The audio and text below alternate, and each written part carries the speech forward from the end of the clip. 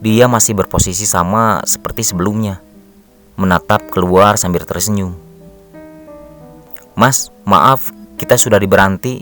Alamatnya di mana ya?" Tanyaku sekali lagi.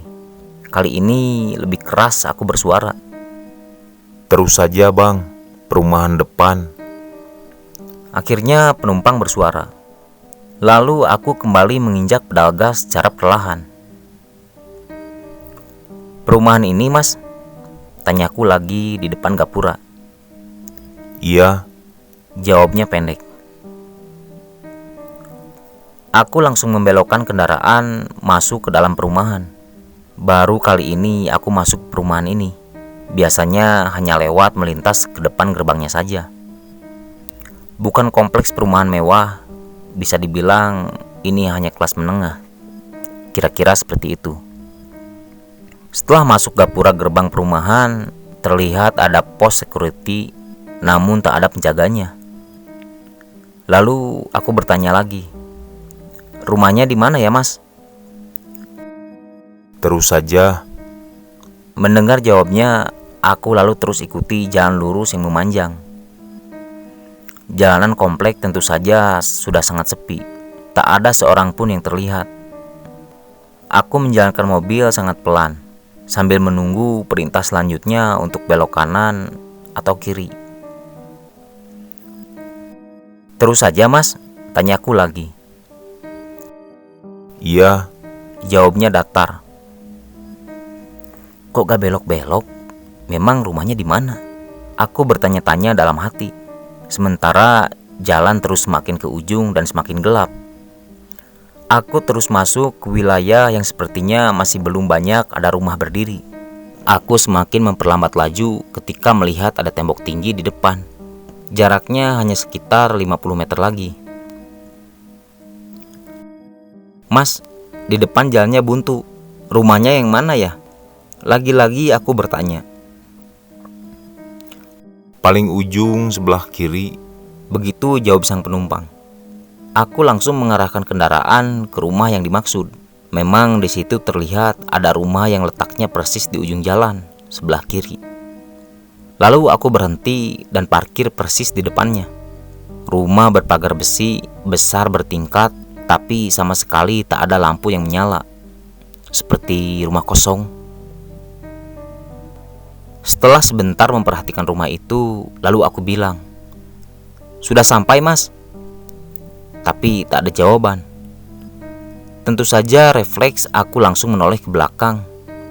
"Mas?" Saat aku melihat ke belakang, ternyata di belakang kosong.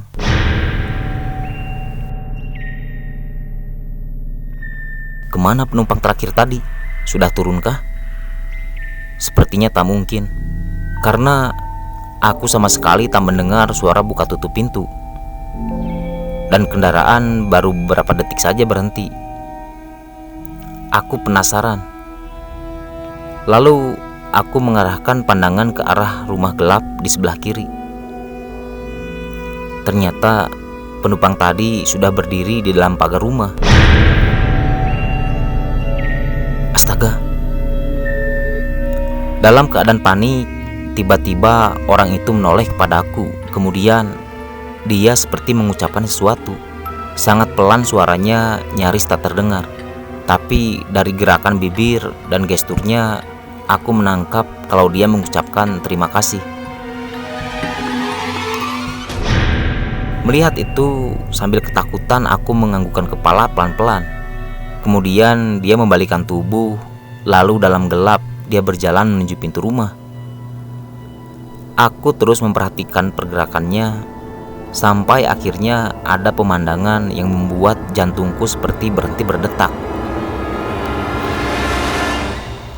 Orang itu berjalan menembus pintu. Astaga. Lalu menghilang masuk ke dalam rumah. Kaget melihat itu semua, beberapa detik tubuhku kaku tak bisa bergerak. Lemas dari ujung kepala sampai ujung kaki. Beberapa saat kemudian, dari kaca spion, aku melihat ada kilatan cahaya dari belakang. Ternyata cahaya itu adalah lampu motor yang dikendarai oleh security perumahan. Lagi ngapain bang? Tanya pas security. Ini nganter penumpang pak ke rumah itu. Aku menjawabnya gagap karena masih shock. Oh gitu, ayo kita ke pos depan dulu. Iya pak. Kemudian aku memutar mobil lalu mengikuti motor security itu dari belakang. Sesampainya di pos security, di sana sudah ada 2 security lainnya. Lalu aku diajak turun untuk duduk di kursi kayu panjang. Abang ini tadi ngantar penumpang ke rumah di ujung itu. Iya pak, rumah ujung itu, jawabku. Ada kejadian aneh nggak? Tanya mereka lagi. Kemudian aku ceritakan semuanya, peristiwa aneh dan seram yang baru saja aku alami. Setelah aku selesai bercerita, barulah mereka menjelaskan yang membuat tubuhku semakin lemas setelah mendengarnya. Ternyata penumpang terakhir yang aku antar tadi memang benar rumahnya di ujung jalan itu. Penumpang terakhir tadi namanya Husairi. Umurnya sekitar 30 tahun. Dia bekerja di Jakarta. Setiap 2 minggu sekali dia pulang ke rumahnya di Beranti sini. Rumahnya ini diisi oleh anak dan istri serta mertuanya.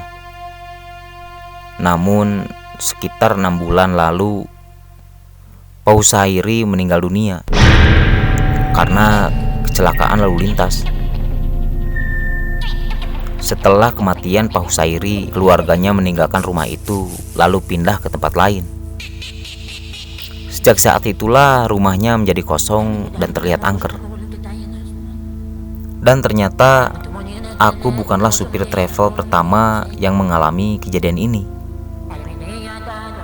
Sebelumnya sudah beberapa kali ada travel juga yang mengantar almarhum Pak Husairi pulang ke rumahnya.